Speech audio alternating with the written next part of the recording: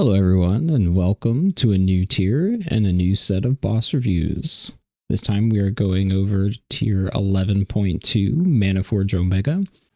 Quick overview of the fight. If you haven't seen it at all, you're fighting 3 Demon Hunters. Each one is a different spec. Hint, hint. Void Demon Hunter totally coming.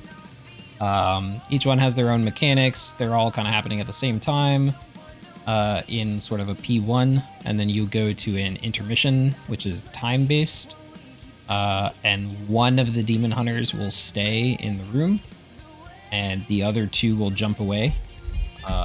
Quick note, the other two are still DPSable, even though they jump away. I think they stay roughly in max caster range, so they can still be dotted. But you'll be handling the main mechanic of whatever Demon Hunter is still down there for an intermission. And then after some period of time, they will all come back. You will repeat P1 exactly the same. And then you'll have another intermission where the two bosses jump away and a different one stays down. You do the same thing again. You'll have the third intermission. After the third intermission, you'll go back into P1 for a short amount of time. And then they will start all 3 intermissions at once, which is basically a soft enrage that kills you. It's possible to live it for a certain amount of time, but it is going to kill you after like 15, 30 seconds maybe. But yeah, so that's kind of the flow. P1 first intermission, P1 second intermission, P1 third intermission, and then all intermissions at once wipe. So let's get into it. I'm only going to cover the things that is like actually important. This is the fight of the tier where it looks like there's a whole bunch of shit going on and there's like so much to pay attention to and it's so crazy. When you really boil it down, there's actually not that much, so it's really important to just stay focused on what actually matters. So there's going to be a debuff, and I'm going to use Kalamazi's heroic video because I don't have a heroic video to show you. But the first thing that's going to happen is this is the room. There's 3 demon hunters. You fight in a circle. It's pretty cool. There's going to be these 2 circles that spawn on pole in a line away from the bosses. I think it's always like a line towards middle, or maybe it's a line pointed wherever they're facing. Doesn't really matter. They always spawn like in the same distance from each other in a line, so they're very predictable. These are the circles that I'm talking about. This is the first mechanic of the fight. This is only going to happen on pole because then this mechanic's actually going to persist forever. So what happens is these 2 small circles spawn, and I'm only covering heroic here, by the way. We'll talk about mythic after. And what is going to happen is you need 1 person to stand in each circle, and after a certain amount of time, it like goes away and gives those people debuffs. These debuffs persist for the entire rest of the fight, and the way they work is you can dispel them off the player, and it will jump to another ranged player who does not currently have stacks of the debuff, because while you have the debuff, you gain stacks of a debuff that lasts for a certain period of time. I don't remember if it's like 20, 30 seconds, or maybe in a minute. So once you dispel it off of that player, it will jump to another ranged player who does not currently have the debuff, and it will start building stacks on them. While you have this debuff, you are taking stacks that increase the damage taken by the debuff, or by the ability that the boss uses to give you stacks of the debuff. It's a little weird. And increasing a heal absorb on you every time the boss does it. So let's see if we can skip forward a little bit. You'll see these 2, boom. These 2 players now have an orb over their head basically, and that means they're the ones currently carrying the debuff. This boss is casting Consume, and this is basically like all Duskblaze does kind of in this phase. Is he just spam cast Consume. Consume is what increases the stacks of the debuff on these people who have it. So every time the boss casts Consume, it increases your stacks and it does damage to you and gives you a heal absorb. So the longer you have it, the higher the damage it does to you, the more the heal absorb is on you. And you're just holding this the entirety of the fight. This has an important point in it, in that the people who are currently holding this debuff are able to soak up puddles around the room. So we are going to skip forward and skip a couple mechanics to show you what I mean. So these people still have the debuffs. Duskblaze is going to cast Void Step, which is the only way that Duskblaze moves. he telegraphs where he's going to go with this line of blue circles. Every time he casts Void Step, he is also going to spawn giant circles. After a while, they will explode and spawn puddles. These puddles can be soaked up by the players with the debuffs currently. So it is the job of the people who are currently holding the debuff to be soaking up these puddles. They don't like grow, they don't move, they just are there. So it's really not that hard. It looks like there's 5 of them. I don't know if that's going to be true on live, but there's X number of puddles that need to be soaked up by the people who are holding the debuffs. So you'll see like they both end up going for this one, boop, and they just soak it up and you just go stand in it. I think it probably does damage while you're standing in it. It's whatever, just use a personal. So that is like one of the main features of this fight, is that specifically the ranged players that will never jump to a melee as far as I'm aware. The ranged players will be bouncing this debuff around between them, and whoever has it active at the time that the puddles come out will be soaking the puddles. You'll obviously want to dispel it at a certain number of stacks before it starts being too much to heal the player. I believe it can also jump to ranged, or to healers, so it is ranged DPS and ranged healers. But yeah, you'll be bouncing this around and soaking up the puddles, just making sure that the puddles aren't taking up your space, because it can get a little hectic with a bunch of things going on. So you want to have as much clear space as possible. So that is the kind of first main mechanic. That's basically the stuff that Duskblaze does. That's what he does in P1, is this debuff, the puddles, the Void Step. That's what he's doing. The other boss, I believe this is the tank DH spec. It's casting Fracture on the boss, on the current tank. What Fracture does is it like nails the current tank for high fizz damage, but it also splits like souls out of the tank that actually show up in the room, and other players, not the tank, he is not allowed to pick them up, have to go and soak these, or just walk into them. So you'll see Fracture just got cast. You'll see that a soul got put there and a soul got put there. There's a lovely weak aura here that we are all going to have that tells you how many souls are still active. So a player just needs to go and walk into this and it soaks it. Preferably, it is not a ranged DPS player who currently has stacks of the debuff. The debuff like increases your fizz damage taken, and this does fizz or chaos damage when you soak it, so part of that is fizz damage. So it might just kill you, don't know. On testing it didn't hurt, but preferably on live, the priority would be a ranged DPS player who does not currently have any stacks of the debuff. Other than that, it would be fast melee, so rogues, DHs, warriors who can leap out, go back in. And other than that, it's anybody who's available. The reason that soaking these is so vitally important is because the tank Demon Hunter is going to cast Spirit Bomb at some point in time. If any of these are left out when the tank Demon Hunter casts Spirit Bomb, the entire raid takes like a massive dot and maybe a heal absorb, and it fucking hurts. And the entire time that any of these are still out and active, the tank who got hit by the Fracture has a healing received reduction of 33% per soul, I believe. Something like that. So the idea is just immediately once Fracture is cast, some people should be looking out to soak these. Just go soak them. It's really not hard. Like people are all over the room. It takes like 0 seconds to go walk into these.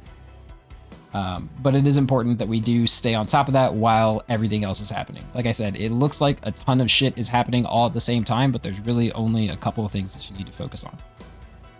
So there's that. This giant green beam is a tank frontal. Tanks will face it not towards the raid, hopefully. And then it won't be a problem. So you won't really have to worry about that. The only other main mechanic in P1 is this one coming up. It is the hunt. So the DPS DK, or DH, is going to pick one target, we're talking about heroic here, and telegraph a charge toward them with this green line. And obviously you just have to soak the charge, right? You also have to, and you'll see it as we get closer here, spread inside of the charge line. So every person who is inside of the charge line will have a circle on them. So you must be spreading inside of the circle. On Heroic, we will probably just have like everybody try and get into it, or maybe half the raid try and get into it. Probably melee, because this is usually somewhere near the bosses. Because we don't need the entire raid in it, and fitting the entire raid into it is actually going to be difficult. But the main thing is, one person gets targeted. This player can move, so preferably they like back up to space the line out to get plenty of space. And people get in it and they soak it. And it's really not that difficult. It becomes more difficult if you also have fractures out because you haven't soaked them, and if you also have blue puddles everywhere because you haven't been soaking them. So as long as we're staying on top of soaking the things that we are supposed to be soaking, actually getting in the hunt is not really difficult. There was like plenty of time in testing to do this. It was like a 5-second cast. Who knows if that'll be true or not. And that is all of P1. That is everything that happens. However, you'll see that it looks pretty chaotic because there's just a bunch of shit out all the time and the bosses are jumping around and moving and everybody's everywhere. But there's really only like 3 things that you actually have to focus on. One important thing to note during the hunt is that the person who is targeted by the hunt does not have a circle on them, but if you try and soak the charge right next to them, you'll actually put the circle on them and you might kill them because they will get hit by the hunt and hit by your circle.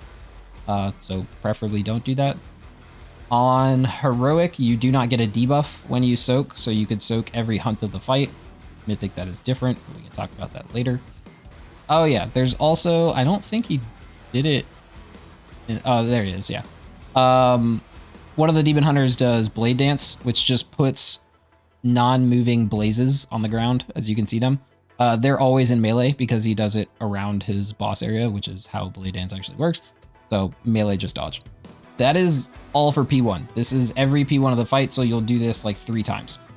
So now we get into the intermissions, which also are very easy when you just relax and pay attention to what's going on. You do this for a while. I think it does 2 cycles, maybe 3 cycles of full mechanics, so you'll get like either 2 or 3 hunts in P1.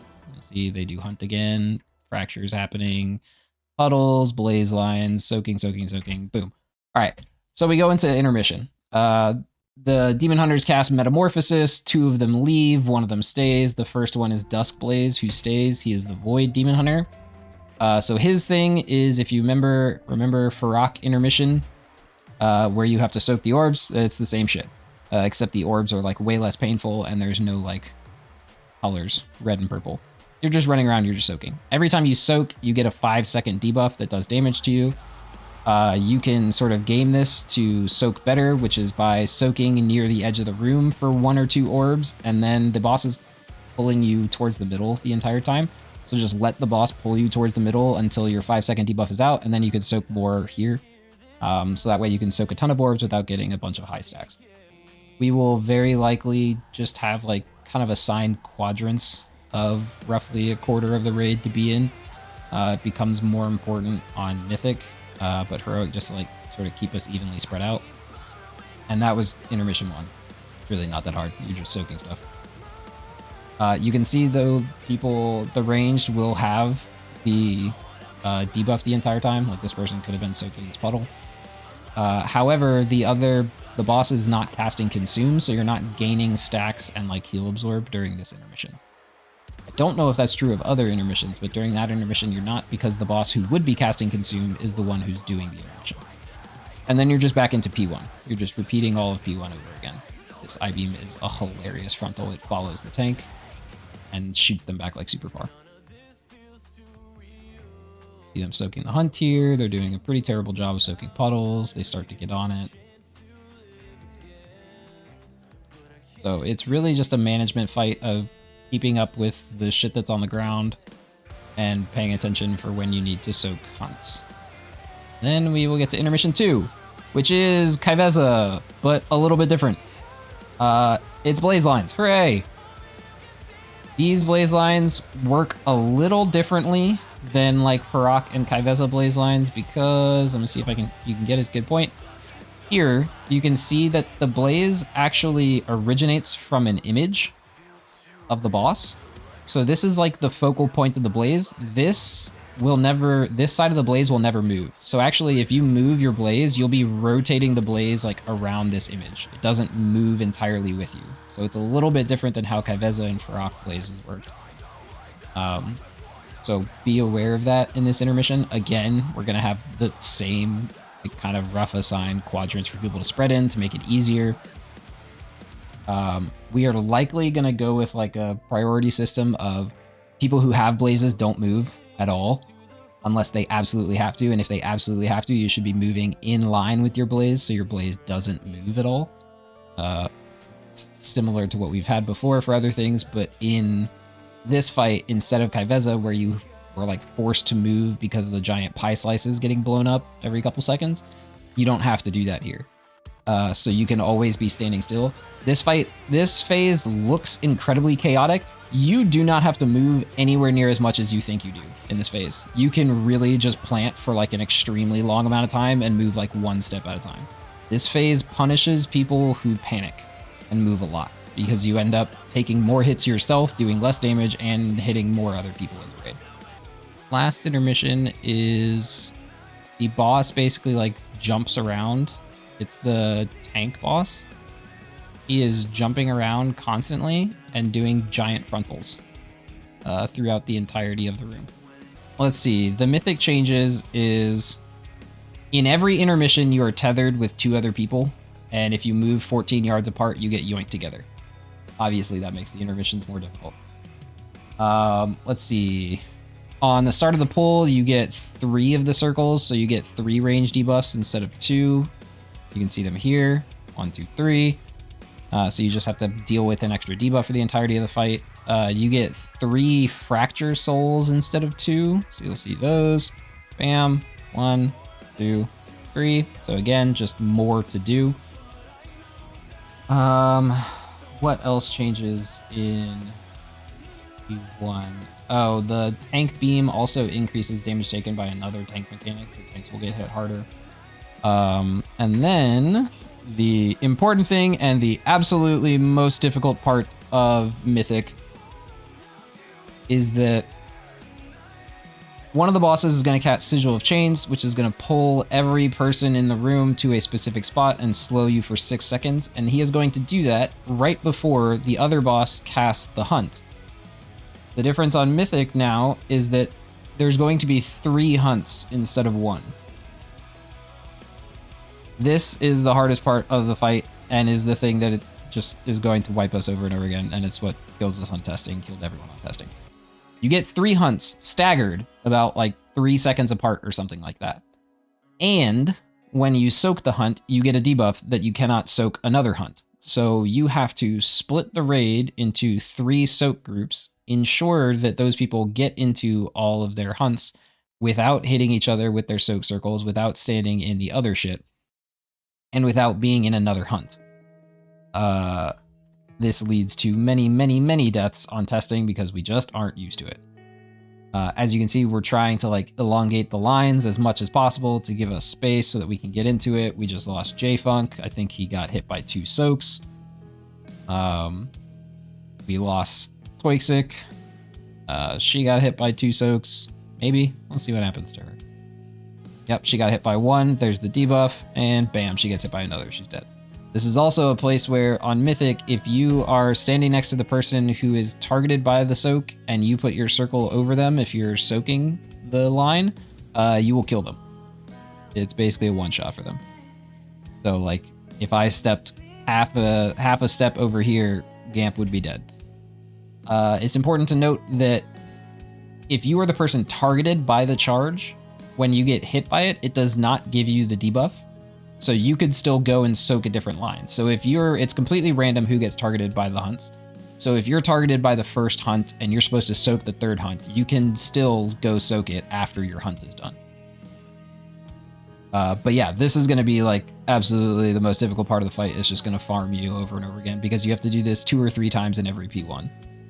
For the most part, like the rest of P1 is still the same. You're still soaking the things on the ground. You're still soaking the fractures. You just get Sigil of Change into the hunt.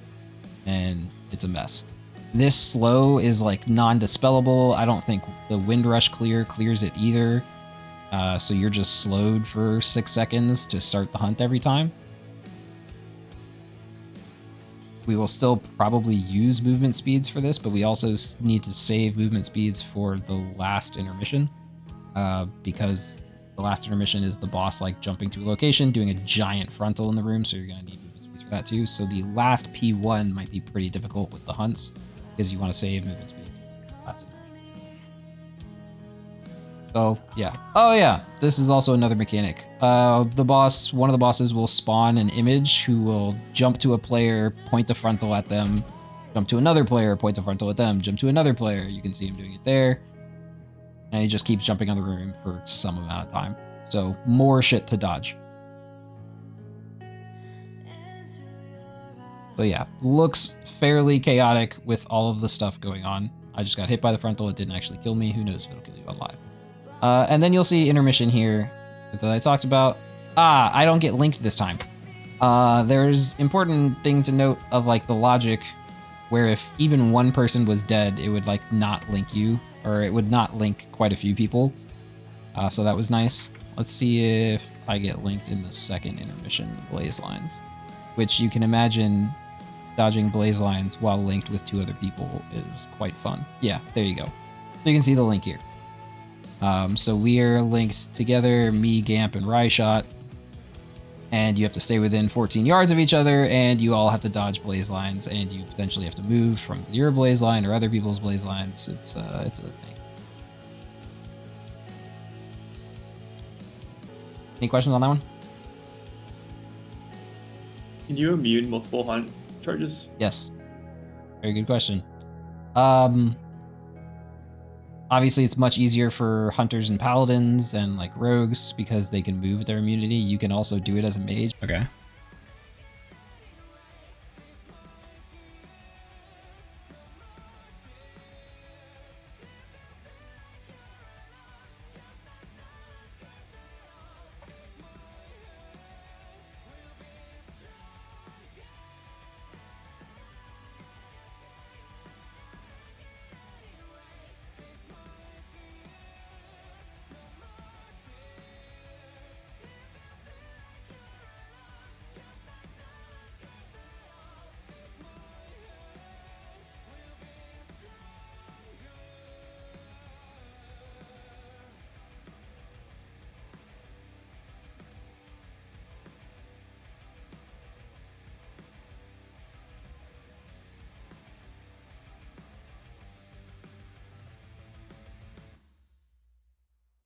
One's out.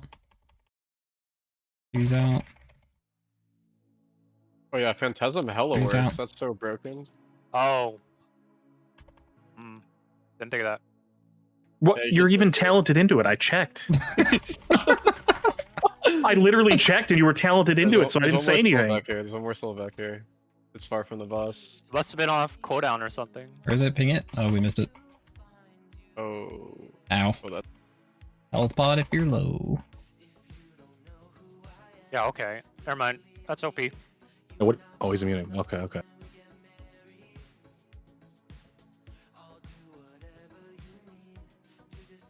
You guys are. What are you doing? We all stood right next to each other. We're just close. You should keep soaking if you can. They're just tight like that.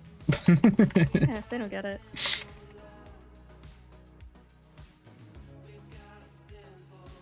It spread. What's the yard radius for the link? 12. Oh my god, Ryshot, no. Oh, you should go rat. That is damage. Remember again, you can let the debuff drop on this before you soak twice. 5 seconds long.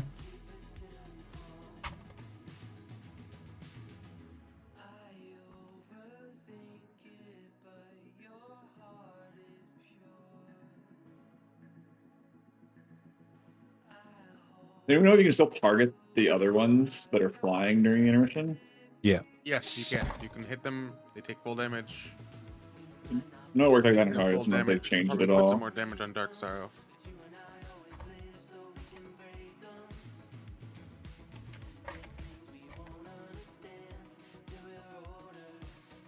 They're not spawning again? Yeah, they've just never kinda- done I it in P2. It seems like, I mean, it seems intentional. It hasn't happened again. Well, what? Does a mechanic spawn in or happen in P Yeah, that doesn't normally happen? Maybe. Well, I don't know. The void pool starts spawning again in the next phase, so Yeah. So yes, it's probably just not doing it in P2. But are we getting another mechanic in P2 instead? Oh shit, dispel a Snoopy P. What the fuck am I doing? 1, 2. There's 3. Fun chicken.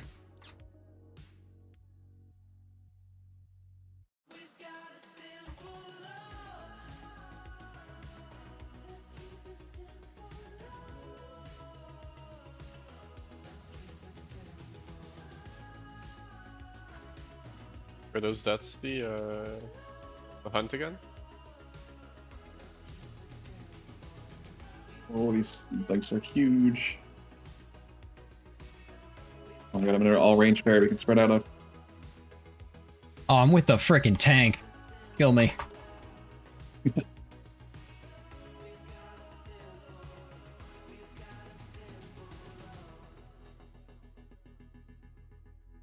Yeah, we got overkill by like 300k. I think we just need one more person or something.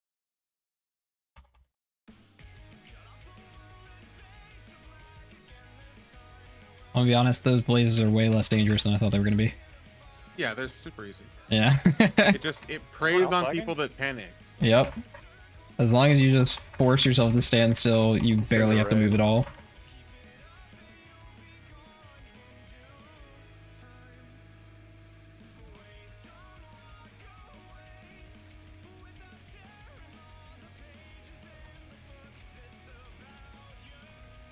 Oh, I'm the first one. 1, 2. Where's 3? Oh, 3's far.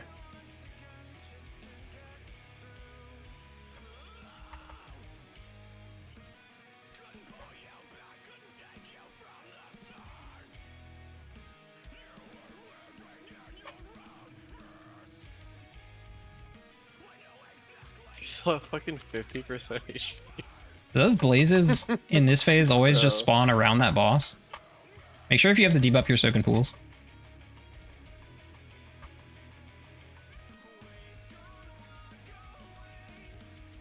Oh, Oh, like fucking 3 soakers. that was Jesus. a lot of people in 3, yeah. That was like 8 people. You can DPS Shark, I'll get it. I'm playing BM. Yeah, I'm not DPS. Oh, okay. Hunters. I can dispel shark. This is the vengeance one. Vengeance, yeah. So we're gonna have to like just group up as a raid and then all Probably run like to the same roar or place. something. Run over here. Speed buff or something. Oh yeah, I Also, love if you get hit that. by that Love beam, that. it explodes you. Holy shit. Rotate counterclockwise. Yeah, you probably always just rotate one direction. Rotate clockwise. Oh, safe space. Oh, actually, Oh, oh This god. one's fun. I like this one. That's fun. Right. Now that Lust. was pretty good. Yup. Pressing it. Oh wait, we just got a hunt right now. No Wait, sigil. what? No Wait, sigil. what? 2, and then this is 3. Yep. Yep. Sigil, the Oh, thing wait. that doesn't happen in this phase, maybe? Maybe. Oh, we're gonna oh change my again. god, wait, the phase is ending immediately! This is the Wait, this is is this the the Oh, this is the enrage. Oh, yeah. hell yeah. We are over. It's fucking Let's done. Goodbye, go. everybody. Dude, that's sick, actually. Let's go. Holy shit! All right. Well, That's so much boss health to eat through. Oh my god. I mean, we're also very, very under geared for this high level. We're 695 right now. We'll have a lot more gear.